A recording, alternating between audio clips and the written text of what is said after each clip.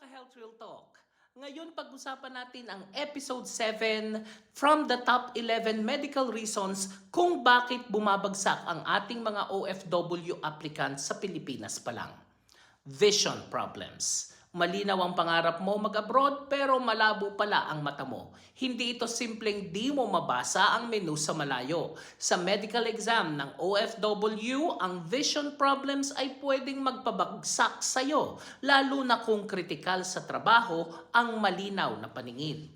Vision problems ay iba-iba ang anyo. Pwedeng nearsightedness, farsightedness, astigmatism at iba pang kondisyon gaya ng cataract at glaucoma. Sa medical exam ng mga gustong magtrabaho abroad, sinusuri ito dahil maraming trabaho ang nangangailangan ng precise vision para sa kaligtasan at kalidad ng trabaho. Why it's a big deal for OFW Medical? Trabaho ito kasi tulad ng mga seafarers at pilots, kailangang malinaw ang paningin sa pagbabasa ng instruments at pagtingin sa paligid. Drivers at heavy equipment operators, kailangan ng mabilis na response sa visual cues.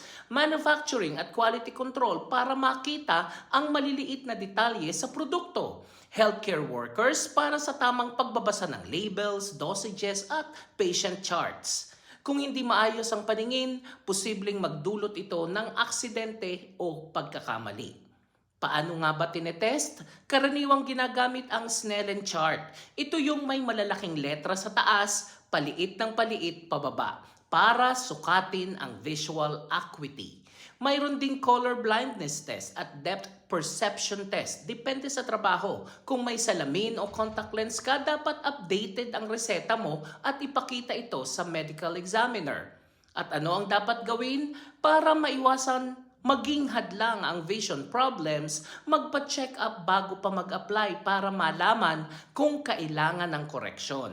Huwag baliwalain ang eye strain. Magpahinga kung matagal sa harap ng screen. Kung may kondisyon tulad ng cataract, ipaopera muna bago magpa-medical exam. Kumain ng pagkain mayaman sa vitamin A at lutein para alagaan ang mata.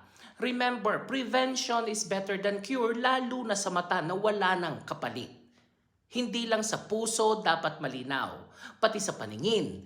Ingatan mo ang mata mo para sa pangarap mo, sa trabaho mo, at sa lahat ng gusto mong masilayan. Ako po si Arlene para sa Health Real Talk. Have a nice day, everyone.